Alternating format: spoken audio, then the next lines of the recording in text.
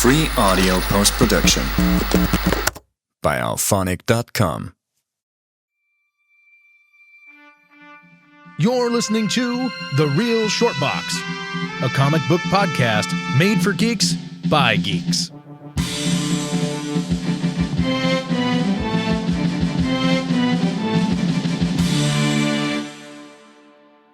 Hello, everybody. Thank you for tuning in and listening. We are The Real Short Box.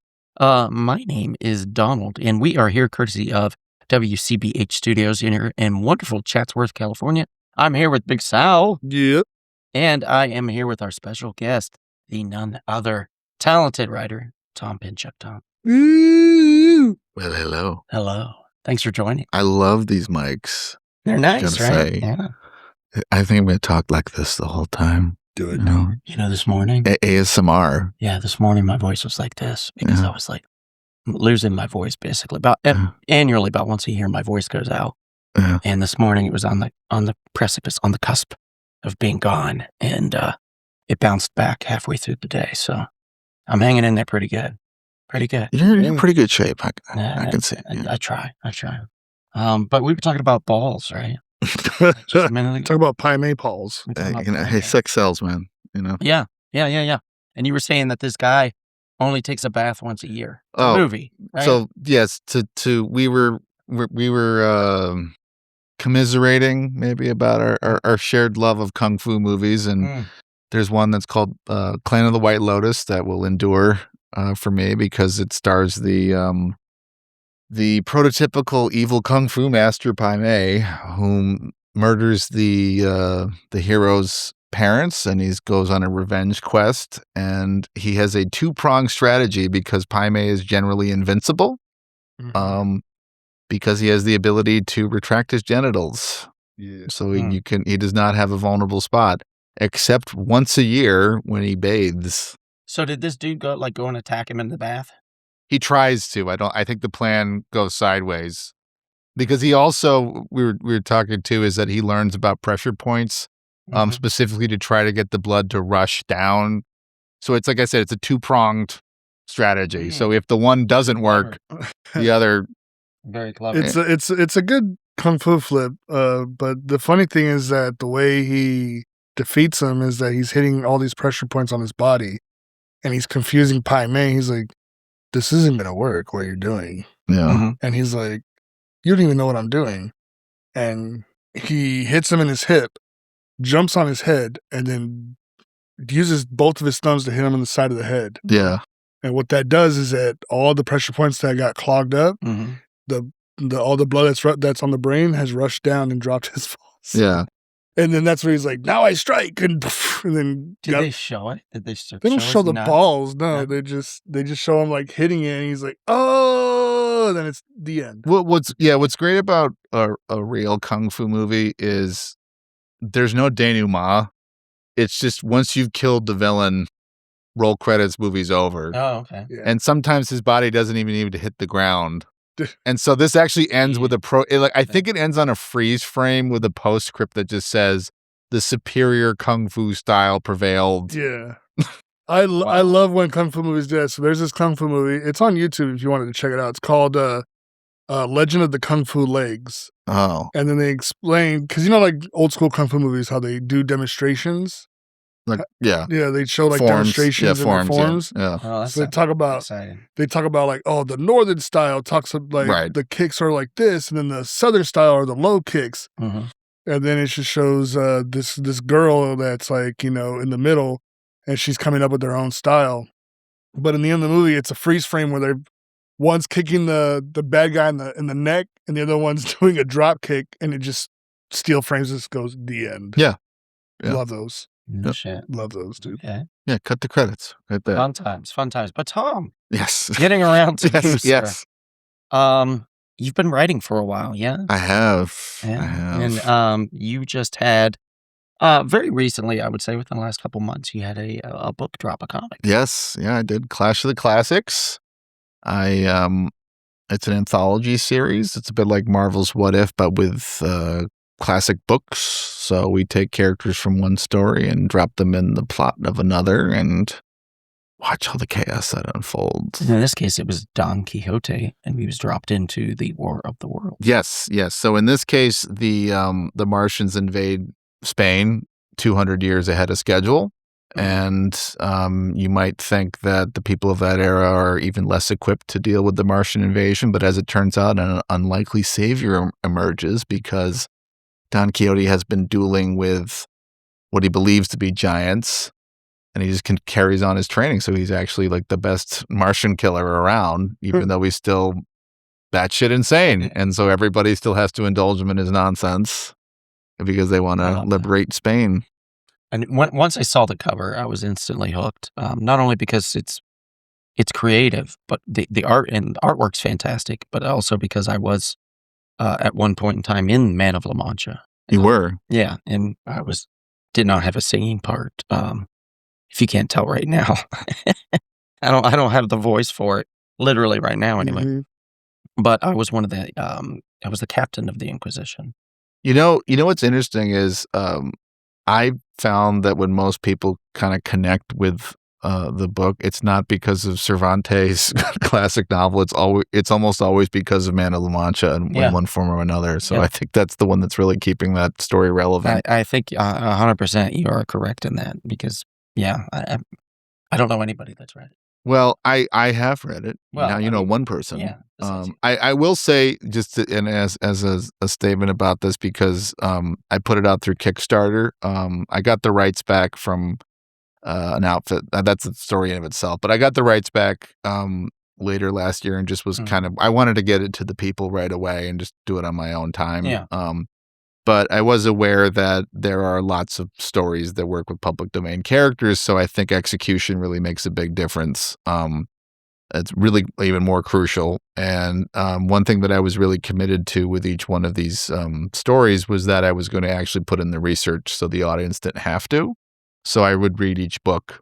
It's not based off of the movie versions. It's not based off an adaptation. I would go to the original books, and these were more often than not, it was a really revelatory experience because, you have conceptions about these characters that are kind of in the popular imagination, but they aren't really part of like what's in the text. So, I have another one that's about it's Dracula's guest Peter Pan, and one thing that I found out about that was, people will say, "Oh, I'm doing like a modern interpretation of Peter Pan," and really doing a Freudian take on it. And it's like, that's in the book.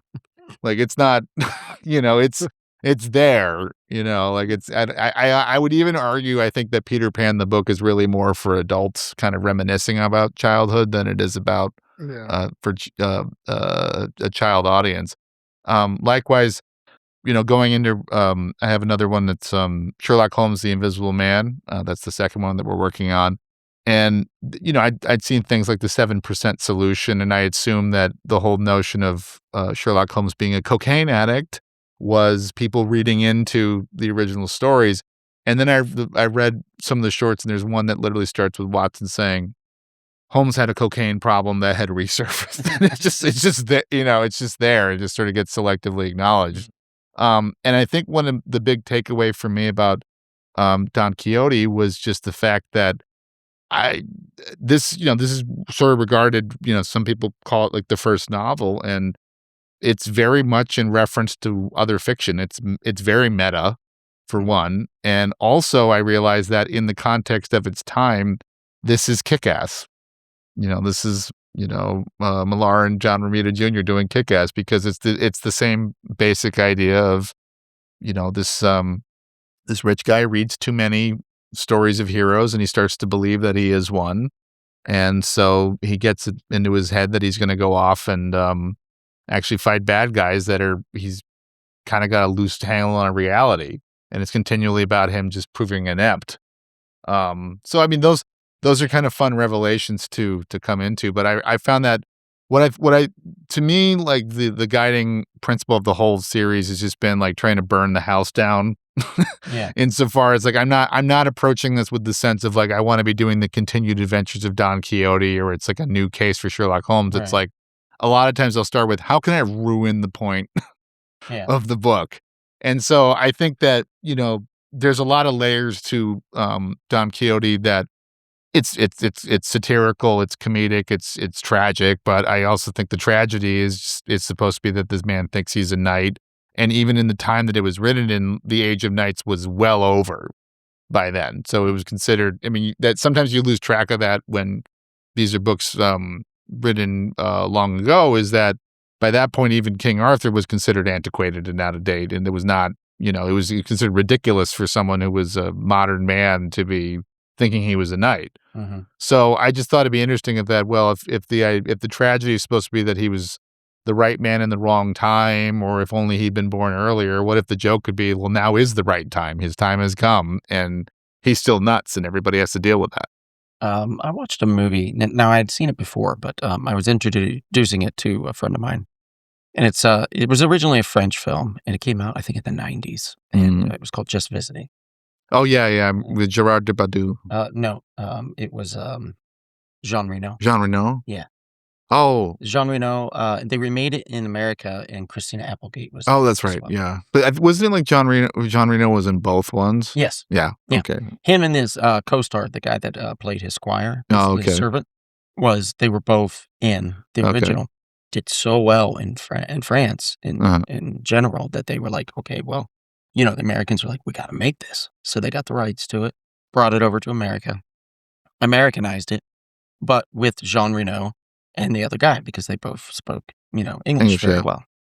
Brought it over, and it's just out of the gate hilarious. It's like so fun because it is somebody that's out of their element, that they take this character that shouldn't be and put him in all these, kind of hysterical or awkward situations.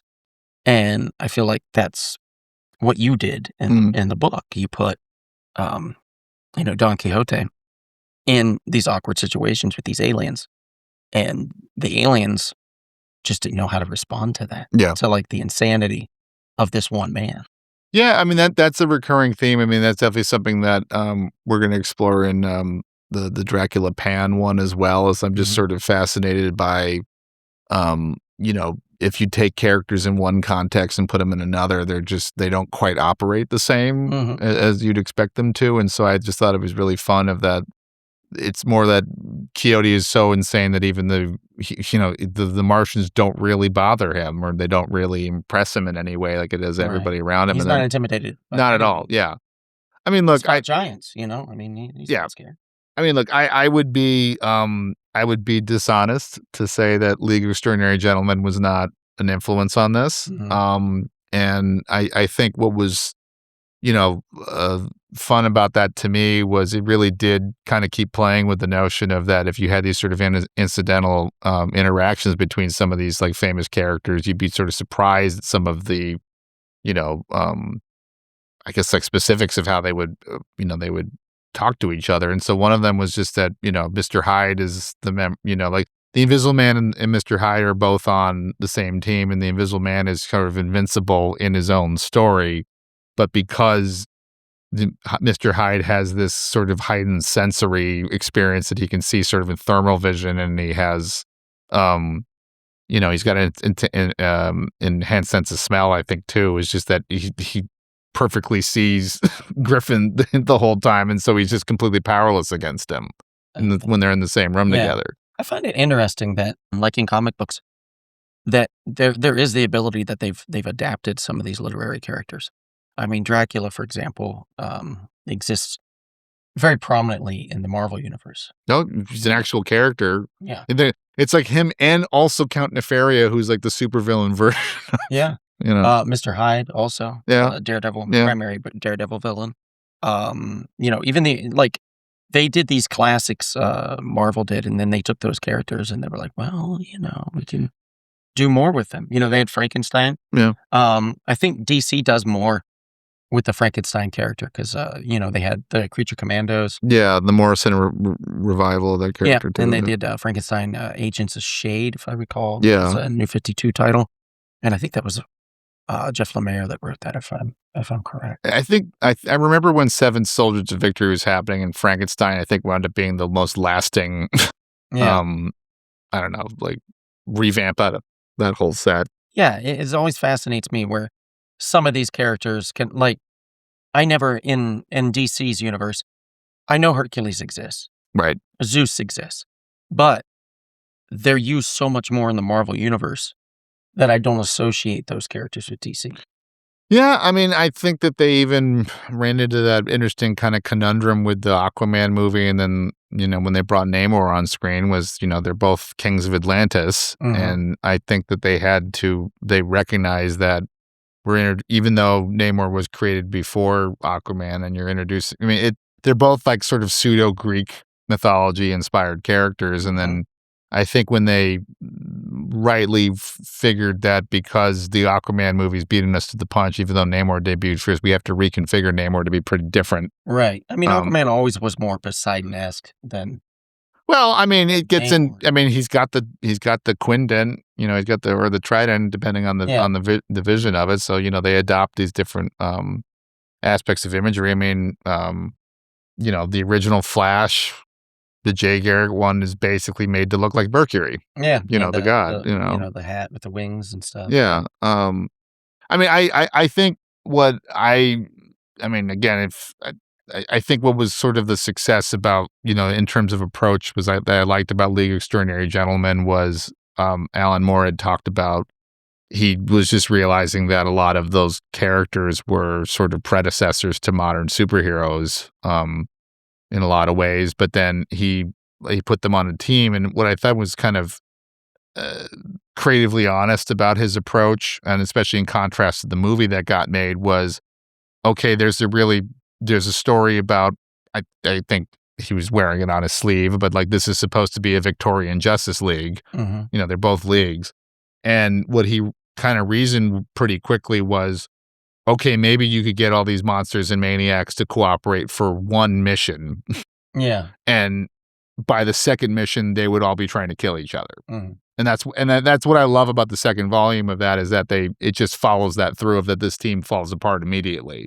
And so I think if I could maybe go back to what I talk about, like execution for the series, is I was really trying to, I think, like I said, execution makes a big difference, what your fresh take is. And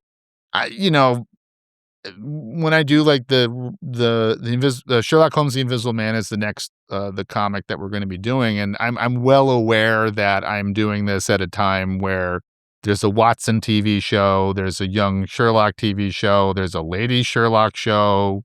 Iona Holmes or something, I think, was an Amazon. Oh yeah, there's Enola Holmes, that's like the other one as well. And I, not to throw too much shade, but I just, that doesn't interest me as much about doing like the further adventures of Holmes, so much as how can I ruin Holmes? Yeah. And so what I sort of observed about it was, when you read those original books, like I guess the misconception that I had at the time, and this is what I find a lot of times when you read sort of classic books, is that Holmes had the 7% solution that he believed sped up his brain and would help him deduce crimes quicker.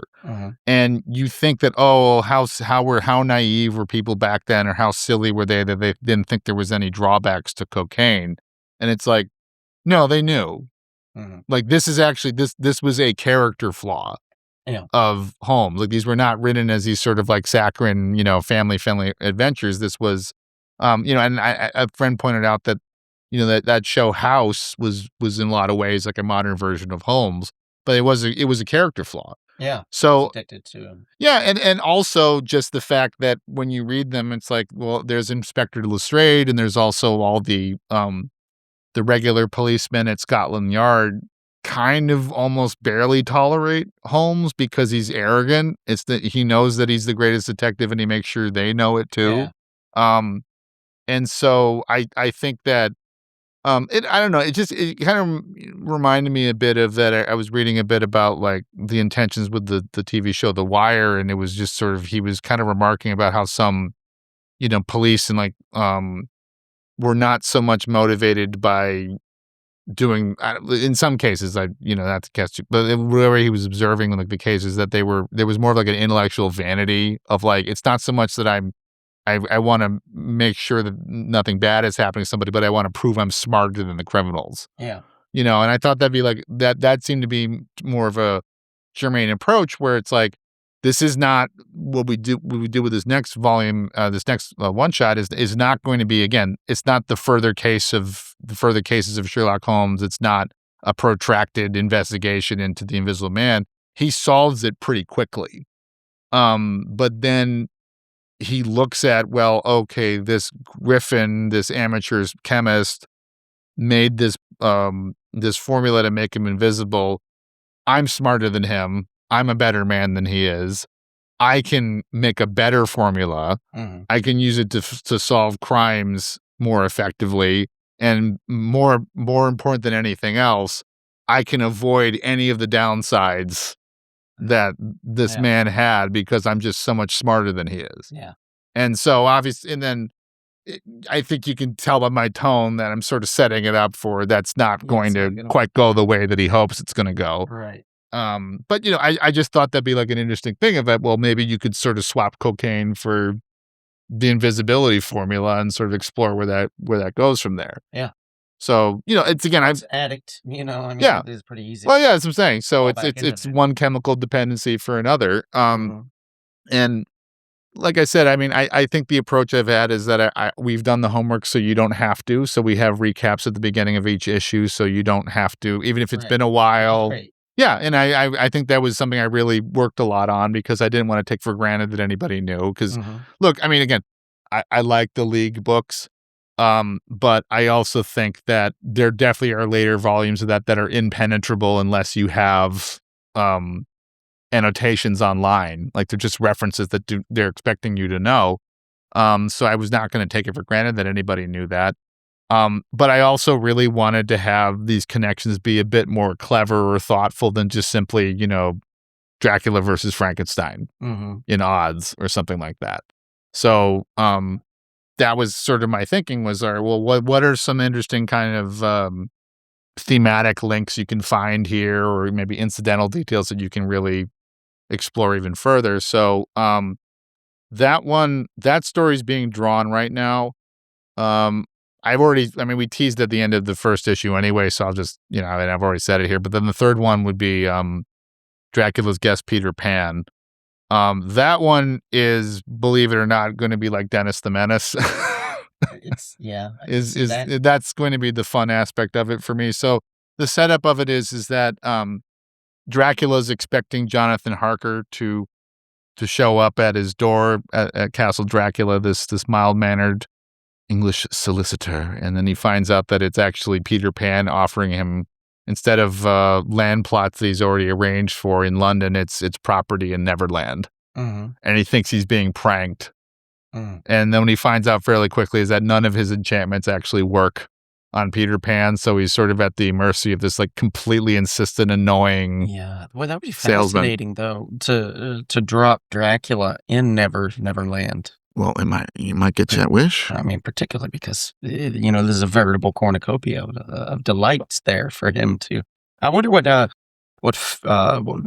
Tinkerbell and fairy, blood, fey blood, I guess is what I wonder what that would.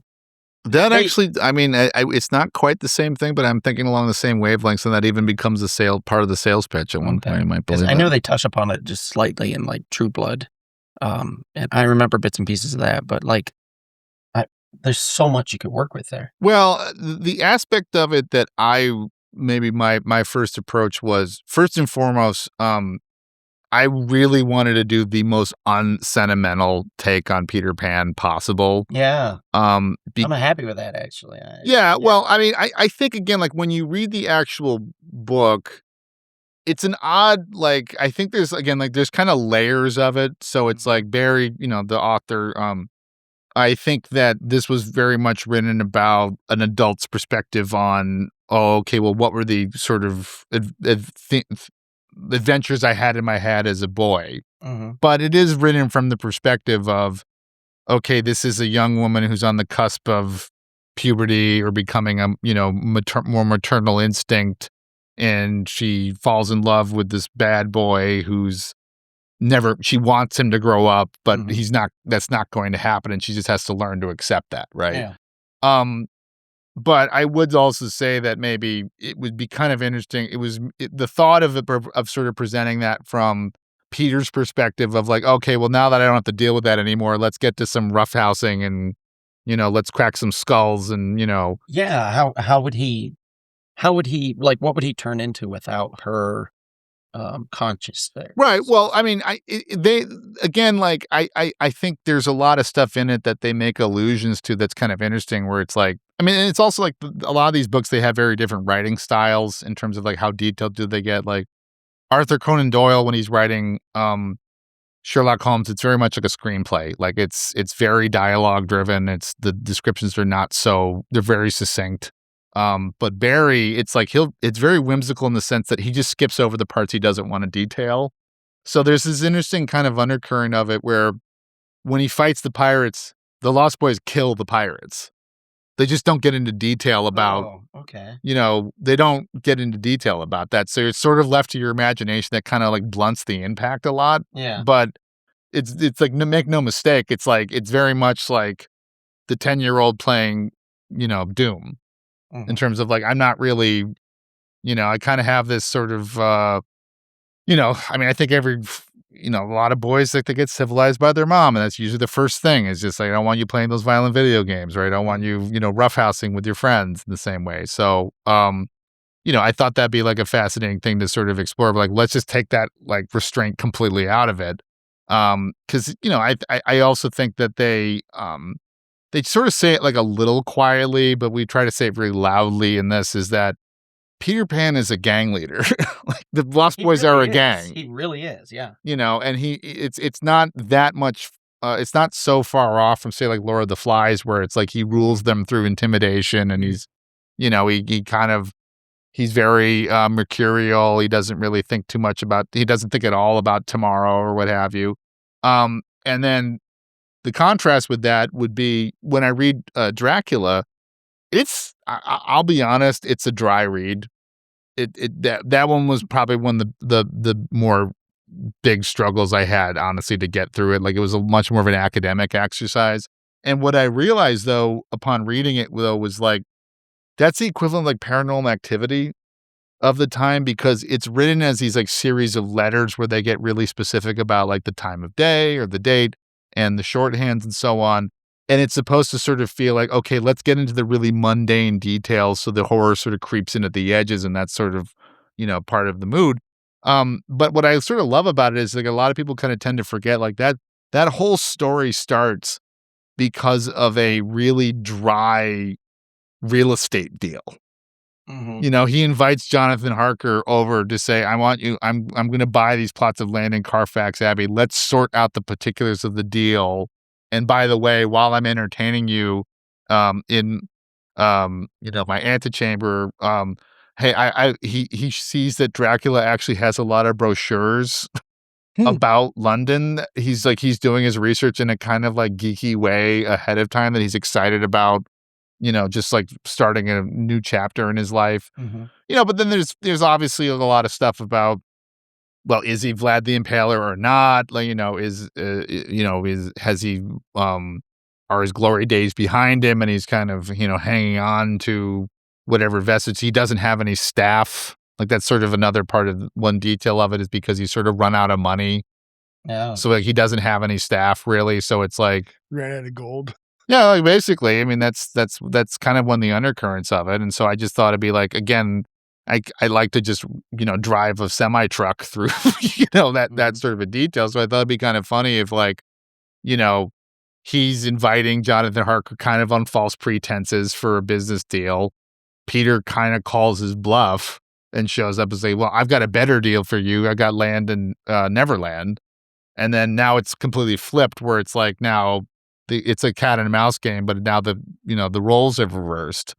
And so now Dracula's at the mercy of Pan because he's just there to consistently annoy him. So, and it's like, again, you wind up writing these things and it's like, it occurred to me like, oh, this is great. I've written like the best version of Dennis the Menace. So it's like Dracula's Mr. Wilson. It's like, so that was, that's part of the fun, but it was not. And again, like that's also like another story that I was writing where I was very aware that I think I'm not the first person to bring up that there's maybe some similarities between Dracula and Pan in terms of like both being immortal and, and flying or what have you. I mean, that's the whole thesis of the Joel Schumacher Lost Boys movie. Yeah. Yeah. But I was like, okay, Sure. with that in mind, I'm not taking that approach. Mm-hmm. Well, I have a few, because we were talking about this and these ideas started popping up and I was thinking about it. I have some ideas for some more stories for you. I hope you don't guess any that I already have going on because I don't to know. credit We'll you. see. Yeah. I have Dr. Jekyll and Mr. Hyde, Sense and Sensibility. Oh. I feel like that's just right for like drama. Oh, Just yeah. drama, just raw anger, emotions. There's a lot of crying I betrayal. see in there. Oh, yeah. A ton of crying. That's the first one. Volatile, yeah. Second one, To Kill a Mockingbird on the Orient Express. Oh, wow.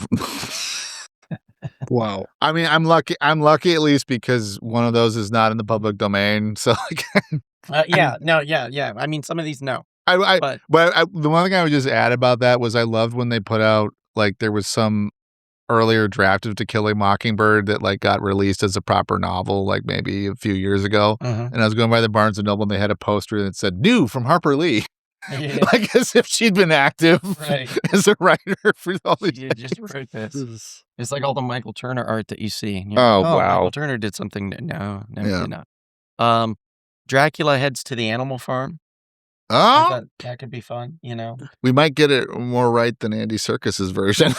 Yes, maybe. Oh, God. Lord of the Flies Go to Mordor. Oh, yeah. I thought that could be fun. That could be fun. I mean, I think what could be fun about that is just like if we ruin the point where it's just that, it's like the wild boys actually do well in Yeah. Mordor. Yeah, I think they really succeed. They all Yeah. work together. Or the pig's head is Mhm. actually an emissary of Sauron. There we go. The boar's head, right? Yeah. The beast. Yeah, the beast talks to him. It's Yeah. actually- They could hear it, yeah. Of Mice and Men in Monte Cristo. I actually do have something planned with Monte Cristo. There we You're getting Yeah. warm. I was about to Okay. do some research about that. I mean, I will say, with some of these things when it comes to research that I love is that if I read like an H.G. Wells novel, it's probably like only about like 90 pages sometimes. Mhm. Like it's not. I don't know why it doesn't get classified as like a novella. Right. But then usually when you have like some of these books that were like serials, like Charles Dickens or like Alexander Dumas, where they're writing it for these magazines, it's like 700 pages long. Because, well, I mean, it's comparable to comics, like in the sense True. that it's a serialized story. That So is there, very true. so there's less incentive to just like wrap it up soon. But I was just like reading about that where it's like, oh crap. Yeah, I'm not reading Action Comics from the beginning, I'll tell you that much. So I get it. Yeah. I mean, a Mice and Men, though, I could see that. Monte Cristo also, a hell of a sandwich. I'm going to go on the record. It's a good one. It's quite It delicious. is a good one. I mean, what is it? He'd be eating that at the rabbit farm. Yeah. Yeah. That was also, by the way, like I did love when sometimes you figure out things in context where it's like I watched like all those Looney Tunes or the reruns of it, and Mhm. I did not make the connection until far later than I ever should. That when when someone gets bonked on the head and they go like, "Which way did he go, George? Which way did he go?" It's like, oh, that's a parody of the Mice and Men movie that came out around that time. Jeez. Yeah, a lot of that stuff. Yeah, and just as a kid, we just think it's funny. 'Cause Yeah, I mean, it's silly. you don't have the context for Right. it. It still works. Yeah. Last one Oh on my boy. list. Oh boy. Charlotte's Web and the Scarlet Letter. It's got the spiders tattling on her infidelities. Pretty much, yeah. Just drawing the A in the web. Yeah, just drawing the A in the web. Yeah, Mhm. yeah. I guess. Selling her out. Yeah, just like starts listing all this. Yeah. You're a hooker. Yeah. Yeah. So so your ideas, it's catching fire, and it's making me think about stuff like this, and probably people out there in podcast land that are listening right now are going to be thinking about. I this. hope so. I mean, we're going to be doing more. I'm trying not to force it. Because there's going to be at least 3. we'll see how many more we do about that. I have a few planned, but I'm also just trying to find like if the idea is not super compelling right away, then I'm not trying to force it too much. Right. I mean, look, I just think it's better just to like if when they get more tenuous connections after a while, it's better not to to reach that far. Well, I mean, as long as you're having fun. If Yeah, you're exactly. writing Yeah. it, then that's the most important part, because I've gone back to scripts that I wasn't happy with, and I sat down and I said, how can I make myself happy with it? And ultimately, I have to rest on, I'm never going to be happy with it. Like the Yeah. script, because it's not something I was passionate about either any longer, or I just never was. And I just was trying to write that idea that I had in my Sure. head. So sometimes you just have to decide, in between the two, which is which. Well, I will say, so I like I freely acknowledge, Lee Restoring a Gentleman being an influence on this. w- that was definitely a series that as the further along it really tested your patience, like, as a reader. And that was partly because Moore was really upset because he was accused when they made the movie of like stealing someone's screenplay, that he had to, defend himself, that he came up with the idea on his own and he proved it. So what he endeavored to do was, like, each subsequent volume he wanted to make impossible to adapt, like even more impossible to adapt. Yeah. For Hollywood, and really make them more esoteric, to the point that there's one volume, 1969 of League, that is infamous for fans because it's not even about really fantastic fiction anymore. It's like obscure, not like dramatic movies from the 60s. Jesus. By that, like British movies by that. There's like Yeah. Get Carter's in there, and like this movie called Performance, and that's the one that's just, it's like, wow, you were really, really committed. Like, I think he was like so committed to the bit at that point of like trying to make that all fiction exists in this world, where it was just, I'm like, okay, I don't. He got too heady even for himself. Yeah, I mean, I think he course corrected after that with some of the he does one about like Captain Nemo's daughter those are really good. He has done some really good stuff. That Alan Moore fella, few yeah, things. real underrated. Yeah. Have you ever seen the movie Peter Jackson did called Bad Taste? Oh yes. That I just recently saw it. And I remember your comic book. It almost has like the same art style from the dude's face. The weird dude. He's Look at me like I know. You never seen Bad Taste? No. Oh my god. I saw You have to watch it. I do have a fun tidbit about Bad Taste though. Yeah, so there's a part where like this dude is trying to stop this weird looking man, and he kicks him in the balls. Oh, But when he kicks him in the balls, he sends his ass flying up, that his head hits the ceiling, and it's Peter Jackson's, like, I think second movie, because I think his first one was Brain Dead. Which yeah. one's No, I kicking think ass Bad for Taste the was Lord? first. Which one? Which one's kicking ass for the Lord? I think that's Brain Dead. That's Dead. Or Dead Alive. Dead Yeah, Alive. is it's- another. well, that's the what I know. original name is Brain Dead, but yeah, Dead Alive. Dead Alive. I think that's the second one, because I I think won't Bad lie. Taste was like, Yeah. I think Bad Taste is the one that was made over like 6 years or something. Yeah, They're he like- shot that in New Zealand, like with like I think it was like $20,000 in his pocket, Yeah. and later, like I think 10 years down the road, it made its way to the United States. And me and my best friend Pavle, Mhm. he likes showing me weird movies. Yeah. Yeah. Like, I don't know if you ever heard of Tetsuo or Tetsuo That's 2. what the Iron Man. Yeah. Yeah, Tetsuo 2, the Body Hammer, like some weird movies, like some weird Japanese movies. And he's Yeah. like, bro, remember Dead Alive? I was like, yeah. Well, this is Peter Jackson's other shit. Like, let's watch it. Like, you know how like you always say like I'm really random at times? Yeah. Those are the movies Well- that makes it so super random that you definitely need to check it Yeah, out. it's your ability to retain the lines Mhm. and the knowledge from the films. I always Well, find if impressive. you want to get real random, what if I told you that Bad Taste was the inspiration for the hit Amazon TV show The Boys? Really? I could kind of see that. So the thinking was, I just remember this was like kind of like they downplayed it once the show was on the air, I think for obvious reasons. But Mhm. so part of the joke was supposed to be that It's been a long time since I watched Bad Taste, but it was like something to the effect of like the aliens invade New Zealand, and so New Zealand just calls like they like instead of having like the red phone, like they say we got to call the boys. Yeah. And that was just the inspiration, I guess, was supposed to be that like instead of having like a pseudo Justice League, they'd be pitted against just like a bunch of dudes around randos. Yeah. That makes sense, actually. I mean, I like the idea, but also at some point you're like, man, these guys are so outmatched. You know what I mean? Like this guy could see through walls. He can laser blast. He can fly. Does what's his face? Superman dude. What's his name? The Homelander. Yeah. Can he see through lead or no, like Superman? Because Superman can't see through lead. I don't know if they've ever really talked about that. Okay. No, they never got into that detail. Yeah. I mean, I did love that. I mean, when we talked about certain characters being archetypal or, you know, whether they last or not, I almost worked on a Mortal Kombat game, so I've Nice. as a writer, I've paid, you know, so I have kind of a vested interest paying attention to it. I did love how like the last set of like guest characters had the Homelander and Omni-Man. Mm-hmm. So it's like, and they had to really go through a lot of like careful execution to make sure that like both the evil Superman takeoffs did not have the same moveset.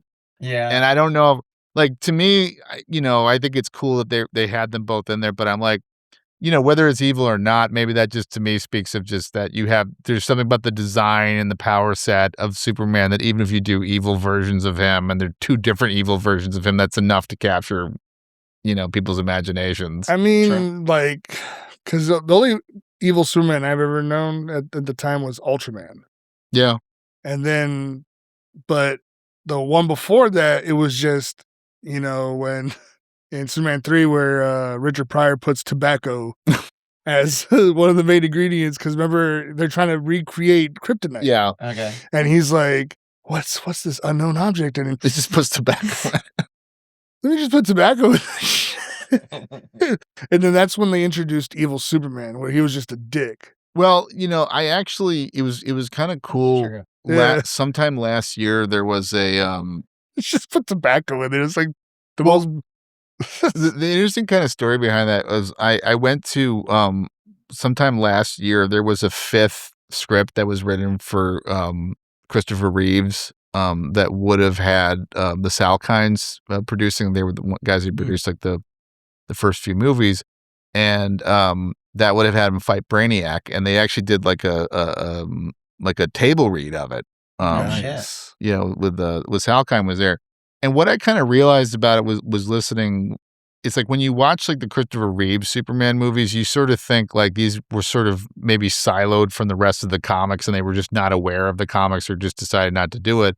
And then what you find out is they did want to do certain Superman ideas, and either the budget or the executives put it through such a transformation process that what you got was sort of unrecognizable.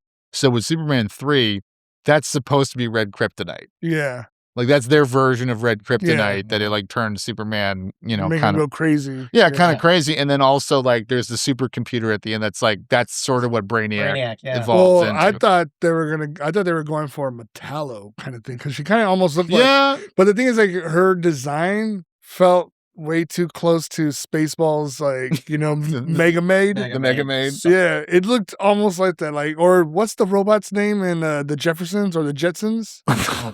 Big difference. What other robot on the Jeffersons? Yeah, I don't know. The one with the what was it called?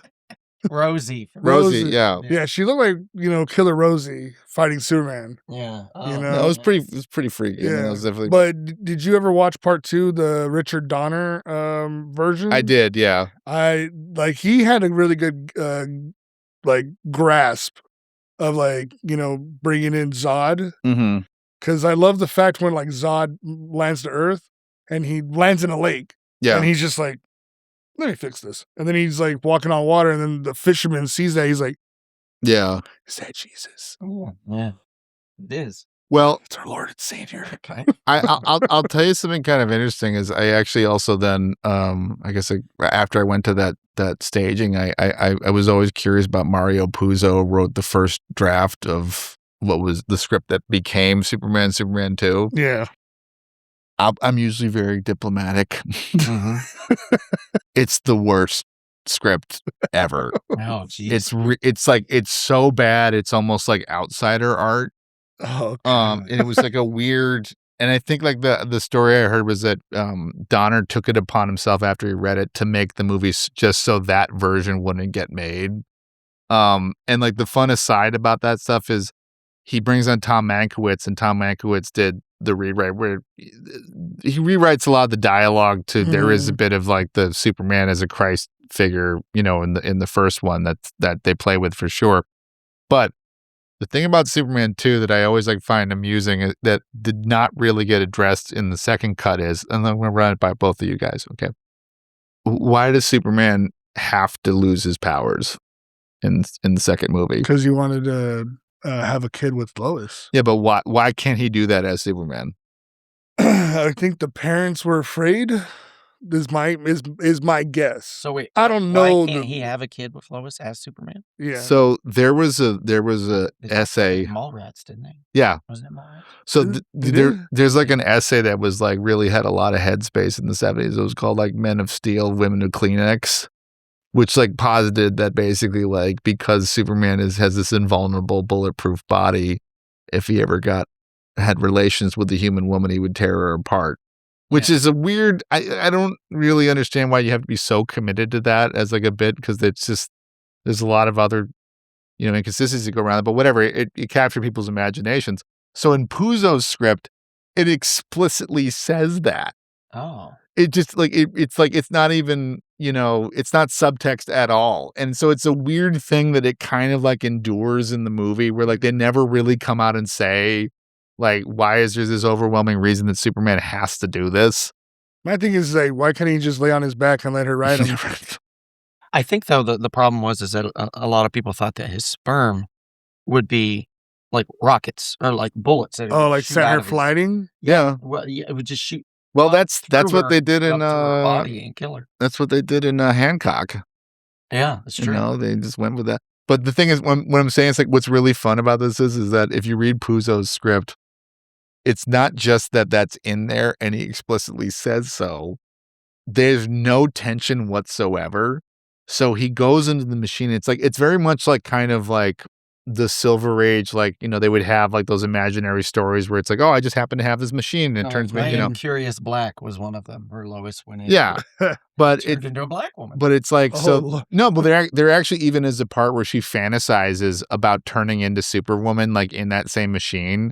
And it's this incredibly bizarre part where they're both like kind of flying, and then they like decide like they're gonna make some whoopee, and they go they fly into this abandoned building, and then falling like out of the and then sky. rocket, like they just rocket to smithereens in their lovemaking. So it's like it's almost like outsider art, that that sounds script. amazing. No, it's Like you imagine Why couldn't they just make like Just a doing it? special room Crush where your it house. turns them into like, like what Krypton's like son to make him like human? yeah. And then just mate with Lois. Why couldn't Yeah. they just do that?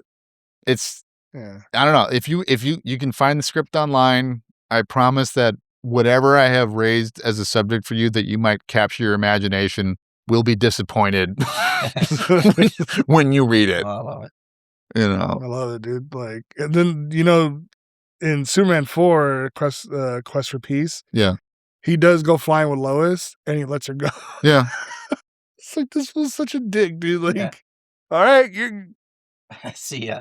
Is that the one where or doesn't he have like the other love interest that like he takes into outer space with him? No. So the hot chick in number 4, that's the boss, Yeah. the boss's daughter. No, she liked Clark, but Superman is in love with Lois. Oh, okay. So they tried to do a double date where like, he's like turning into Superman, then turning into Clark. Hmm. And it's like really hard to do that for him. And then all of a sudden, like, Lex Luthor was like, can you hear me, boy? Like, I'm over here. Right. There's a bomb in the tower.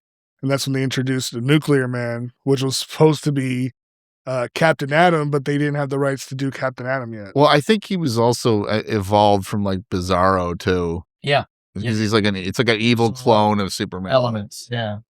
There's like there's like a deleted scene where there's like there's like a prototype of like the Nuclear Man who's a lot more like Bizarro. Dude, I've always liked Bizarro because like his character, all he is like I want to protect him. I want to first evil like Superman. Really? Because like the first Bizarro, first like Bizarro I've ever read was that he wanted to protect the Earth, and then he saw Superman as a fake Superman, and that's how he was announced or introduced. Why it didn't work is because of that reason. Because they made it so convincing of his ideals, like his ideology, that people didn't see him as a villain. Really, they saw him as just a tragic character. Yeah, it became like Frankenstein's monster. Oh, absolutely. Yeah, because it was Lex Luthor was trying to clone Superman and try to like make him into his own henchman, but it didn't work because like you really can't clone Superman with human DNA. So like, although I did like with the James Gunn one that he just does it matter of factly, and it's just it's like, oh, here's Ultraman and he's a clone of you. I'm like, well, doesn't this change a lot with this? But I don't think that's like the real Ultraman, because the real Ultraman is the crime syndicate leader. Yeah, it is.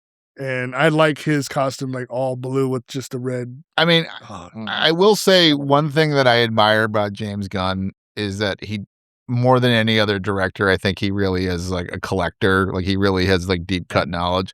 But what he also is very clever about is I think he figured out, as long as I have the name and maybe like the general costume of the characters, and I get that and that gets approved, I can do anything I want otherwise. So like his version of Adam Warlock is completely different. Trash. Wow. Trash. I don't know that it was trash. Nah, dude, come on. Adam Warlock in the comic books is like a serious dude. Like, I know. You're not boring. I don't give a shit about him in the comics. Adam Warlock? You never read Warlock Saga? Jim Starlin? I don't care about it at all. I don't care about that character. Jesus Christ Superstar, the comic? Never have liked him. Blasphemous. Yeah. There's just Blasphemous. a lot. I'm gonna be honest. Marvel's like space shit, never got into it. DC space shit, on the other hand, deep into that. Oh man, like Legion, Green Lantern, stuff like that. You know, but like, I mean, even like, what was it? Was the Dark Stars? I mean, I got into the Dark Stars real heavy too. But with Marvel, like I struggle, man. Like, oh come on, man, Silver Surfer, Death of Captain Marvel, me, Captain Marvel, Annihilation, all that stuff bored me. And you didn't like the. I'm told I need to. You didn't like that. You didn't like that. You didn't like how the Magus always manifests with like the most tacky hairdo in whatever decade he's in. Like he has a perm in like his first appearance, and he's got like that weird sort of like, I don't even know what you'd call it, but it's like the rat tail in the 90s. And he's got, you know. Yeah, do they call it rat tail? Dude, what was your thoughts of Superman, the James Gunn Superman? I think that I kind of pride myself on when I see a promo for a movie, like a poster for a movie, like, oh, I know I can kind of tell what it's going to be. I can guess pretty well what it's going to be about like a year and a half in advance. So it's like when they had that first image of Henry Cavill just looking absolutely jacked and like, dude, I was like, this is going to be the most aggro Superman movie. Yeah. And I think what winds up happening is then when the movie comes out, I'm not really as surprised by it as other people. Yeah. So what I kind of figured out fairly early on was that this was going to be like a loose adaptation of All-Star Superman, and that I also kind of figured like, oh, his approach to be is just going to reboot the universe by just dropping you into it. Like we're not going to, you know, it's not going to be like Iron Man where we're going to build this like slowly. It's just going to be, we're going to drop you into the Superman world. I felt like Superman was a little bitch in that movie. I'm not gonna lie, he was a little bitch in that movie. In the new Superman, he was a little bit. Absolutely. Because when you see Superman fighting, I'm sorry, it wasn't like Henry Cavill. No, listen, it's different because what Snyder was doing, he was trying to bring the injustice. Never convinced me that Snyder's work in the DC universe was good. It was. No. I think so. You didn't like Man of Steel at all? No. What didn't you like about it? I mean, the fact that he let his dad die, he just let him die. the dad told him not to do it. Oh, okay. So you listen to your dad on everything? It's different. Does. I'm Mexican. I mean, hey, Christopher Reeve. Well, he doesn't listen to his dad, and that's why he gets punished. That's why he loses his power. But it's a different world. I mean, I will say, like I told you, they're doing Injustice. Do you know the Injustice story? Yes. Really? Really? Yes. Injustice. Did you play with it? No, I didn't play the game. Actually, I did play the game. I was pretty good at it, but I didn't care. I will say, like, I do think that, like, Superman's sort of at the point now where it's almost like every take on him, it's like the next director sort of has to do the opposite take at this point. So, Superman Returns, he doesn't throw a single punch in that whole movie. It's the Brandon Roth one. Yeah, but it's also like it's got like entire passages of dialogue from, the 70s version. So then Man of Steel is supposed to be like, we're going to have him, he's going to be punching and fighting, and this is going to be set in our current era. It's going to have no throwbacks to no color whatsoever. Throwbacks to the past. Everything is just boring. It's just. But then So you're telling me that when Superman fought Zod, it wasn't cool looking? It was fine, but like, dude, it's so when you see so void of Henry Cavill flying and punching Zod, and you see Zod flying, and he flies faster to punch him again. That blew my mind. That was like Dragon Ball Z style. Well, I think that was an answer to Returns. Like, it was very much like, we need to make this a lot more visceral. And I understand that, like, oh well, the real Superman would have taken Zod to the desert, and they would have had a bet. First of all, Zod, you heard him when he like lost the ability to rebuild Krypton. He said, now I'm going to destroy your world. So even if Superman flew away, you think Zod's going to fly after him? No, he's going to kill everybody in sight. That's why all these buildings were like being destroyed. So if I could derail the conversation in a way that would be a surprising detour for you, have you guys ever seen Santa Claus the movie? Hell yeah. Not the Tim Allen Santa Claus movie. Dudley Moore. Yeah. Produced by the Salkins. So what I love about it is that it just basically is Superman with Santa Claus. Yeah. That kind of it? No, I wouldn't even say it kind of is. It just is. And to the point that they even have like Lithgow's Luthor. Yeah. Yeah, Lithgow's Luthor, Well, because they were also the best Luthor. There's literally even like a poster for it that just says the world's greatest superhero, Santa Claus. I never even. I'm gonna be honest. Everybody's gonna hate me after this. I didn't like Gene Hackman as Lex Luthor. What? I'm so sorry. What did you just say? I didn't like him as Lex Luthor. Why? I thought he was a little. He wasn't too hammy. He wasn't too. Wait. You just said you thought Gene Hackman was too hammy. Yeah. And you want John Lithgow to take over as him. Yeah. That is some of the. He literally chews the scenery in that. Like, it's not even just literally. He actually chews scenery. Are you talking about the candy canes? Yeah, the candy cane. Yeah, they're there. It's just a Santa Claus. Just to get the power. Santa Claus is finished. That's how he gets the power. Did you know that Dudley Moore was in the running to be Mr. Mixie Spitlick? That makes sense. Yeah. So, and you know who else was? It was what's his name? Shoot, now I lost his name. He's in not X Factor, or the Howie Mandel. Yeah, I can see that. Mandel was Mr. Toxic. I can't pronounce it. Like the Dean or the Lois and Clark show. Yeah, I can see that. Yeah, he was in that. I believe he played. Oh, the Mr. Pixie guy. Mixie Spitlick. You know who would be a good one? Who? Peter Dinklage. He's a little. He's such a. I mean, I can't say Warwick Davis. He's. Can't say he could. He's too old. And do you remember Gilbert Godfrey? Yeah, Gilbert Godfrey is Mr. He was in the. When he was You know why I didn't like my wife in the shower? That sucks about Gilbert. Like losing some of these people, man. It's just like devastating. Well, you know what was wild was when I rewatched like Sin City and just realized like how many of that cast is passed away now. That's a big like cast in that movie. I was like, do they got some heavy hitters in there? Yeah, but like Matthew Clark Duncan, Brittany Murphy. Yeah. I don't know. He died after 8 Mile. Michael Clark Duncan. You mean Green Mile?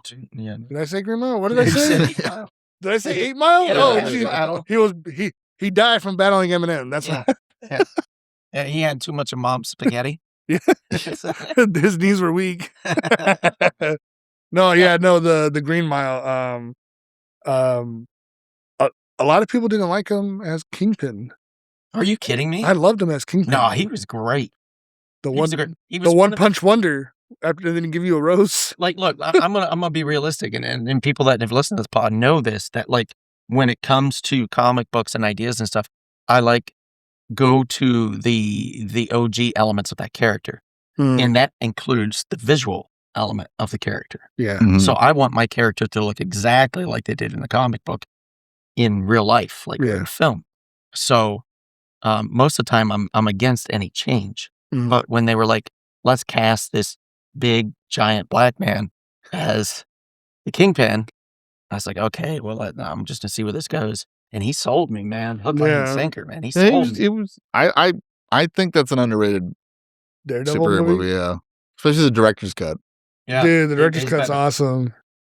It is much better. Yeah. What happened to that guy, the director? Like, He did Ghost Rider after that. yeah, and then like, that's it. I haven't kept up on him. I really what really pisses me off is that, Blackheart is such an awesome character. Yeah. Not in there. Why did you messing him up, and then they mess up Galactus in the Silver Surfer movie. The Cloud. He's a cloud. Well, I mean, that was Sony that messed up Blackheart, and then it was Fox that messed up Galactus. So, I mean, two separate studios, the other thing I forgot the guy's name, but I know he did like Simon Birch prior to that.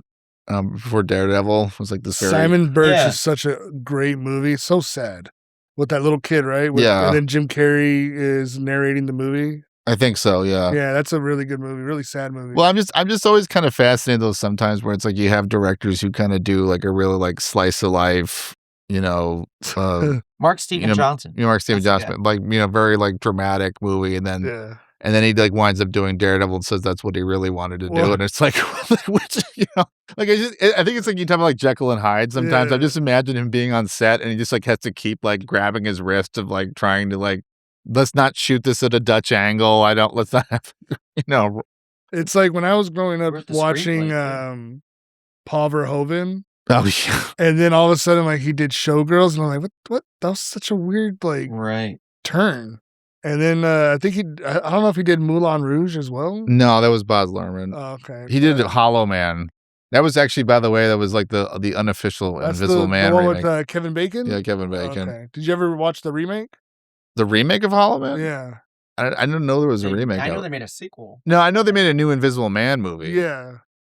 Well, I mean, Hollow Man is That's not not like remake. is an off-brand like it's very much like an update of Invisible Man, but Yeah. it's not. I feel like that new Invisible Man. It felt like more like Hollow Man because of like how. I mean, I can see yeah, it. look, I mean, I still- think that if I tie it back to execution being everything, these characters, these stories have been around for long time before I've been born. They'll be around a long time after I'm gone, and I think there's it's open to everybody doing an interpretation. And I think that movie did well because they kind of made it about domestic abuse. It was a pretty good metaphor for she doesn't. You can't see that your husband's a monster. People can't see that he's a monster. I think that was they found the right take on that. I mean, it just always comes down to. But then they like just shit the bed on every other one.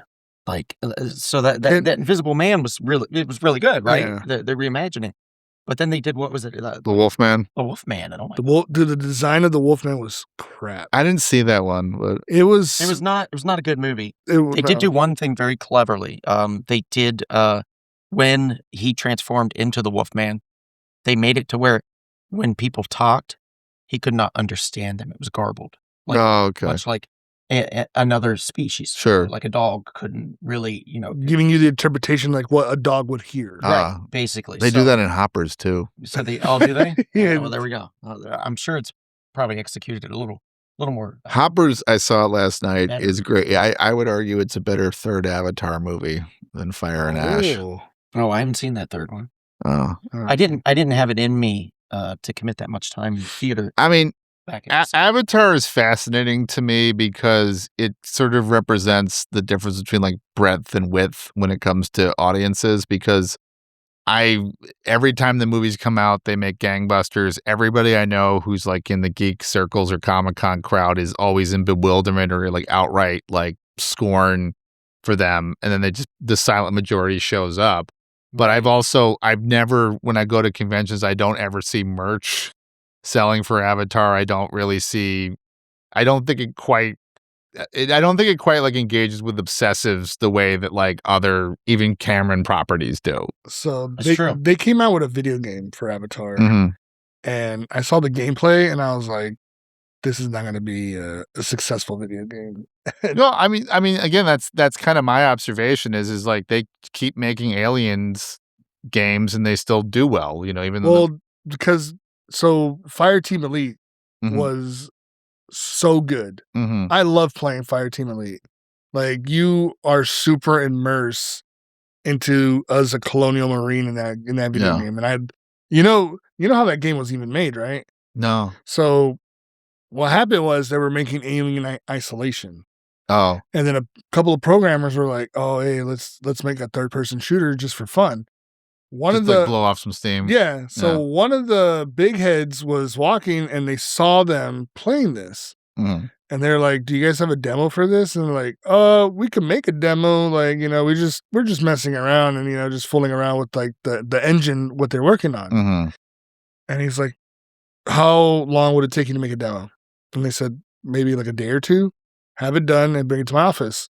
They brought it to the office, and he shows the whole, the council, whatever you want to call them, like, "Oh, I think we should go in this direction." Played it, they showed it, they're like, "Let's they greenlit it." Now they did do you know Red Alert?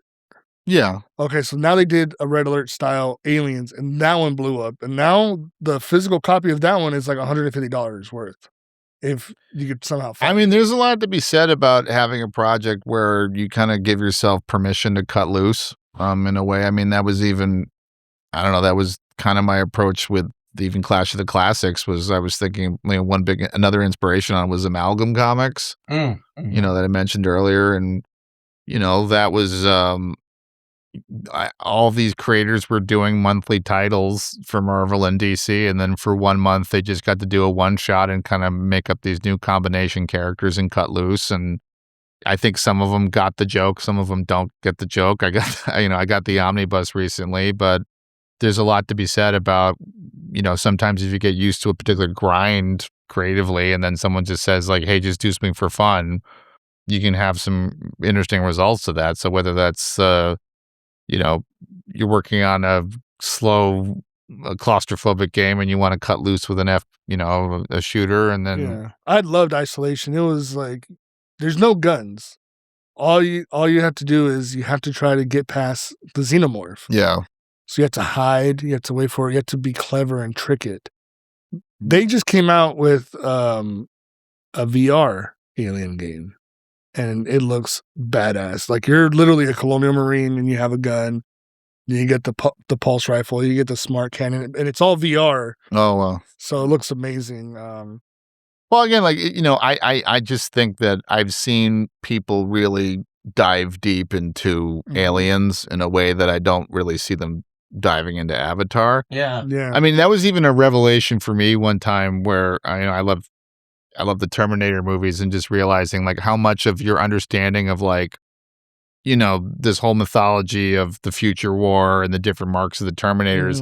And then I realized when I watched it a little more like cool-headedly, it's like, this is all actually set in the present, and it's a guy in a motorcycle getting chased by a cop, in LA for the most part. This is not like, if someone just watched like a stretch of maybe like 5 minutes of this, they would not think it was a sci-fi movie. Yeah. But I think he did a really good job of just giving you enough information that it was able to capture people's imaginations. Yeah.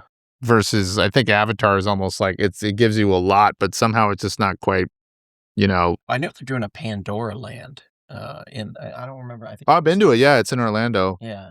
It's just it was a fascinating experience. Again, I do like the movies. I think I walk out of them, they're always like very well executed. I just don't ever feel like it really captures my imagination. And it was fascinating to like go through a world at Disney where if it was like Galaxy's Edge or something like that, I would be like, wow, I'm really living the fantasy. And then I'm in Pandora. I'm like, okay, But if you walk in, they have to paint your face blue. They have to pinch your pen. Yeah. Yeah, and then they're like, that's your avatar. Yeah. Oh, if you're gonna enter this area, Get that tape. They actually do have one where they make you an avatar. Like that's their Oh, that's like smart. the ride. I think that would be dope. You build your own mech. Like there's Mhm. that suit that they were using in that. Oh, dude. No, there's one there. Yeah, Is for it- sure. Okay. Yeah. Already on it. All right. Sheesh, Look at that. that's so sick. Well, geez, Tom, this has been great. Thank you, man. Thank you so much for It all flows, baby. being here and for being on. And thank you, Sal, for being here as well. Mhm. And thank you to our listeners. We really appreciate it.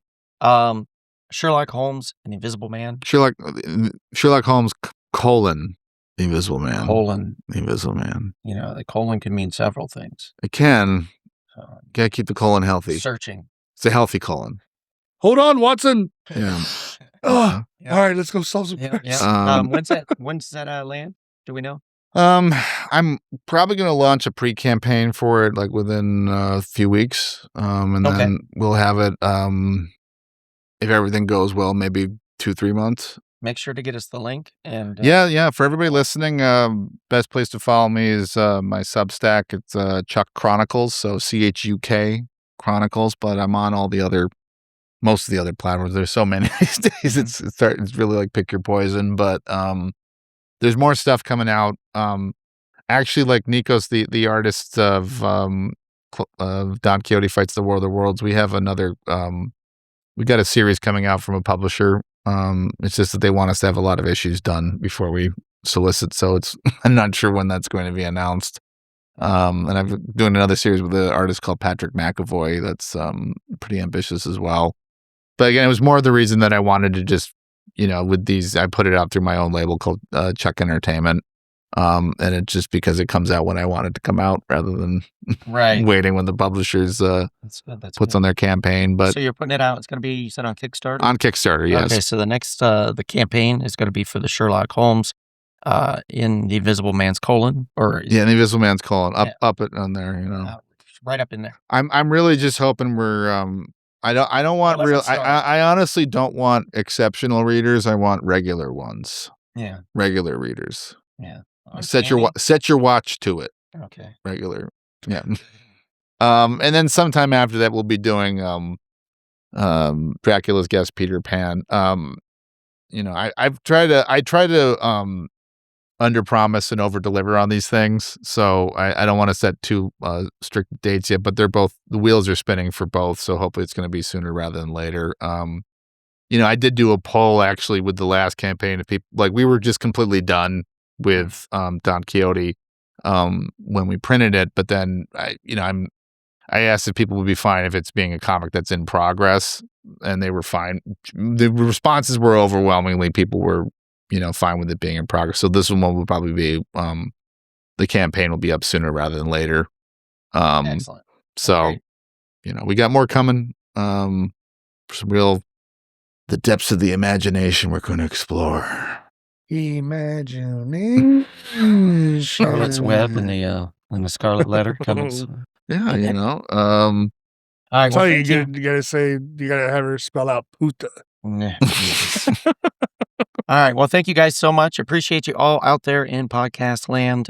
This has been the Real Short Box once again, and this is at WCBH Studios in lovely Chatsworth, California. So thank you guys. And if we don't see you out and about anytime soon, perhaps we'll see you at the comic shop. This has been The Real Short Box. We'll see you at the comic shop. Thanks for listening.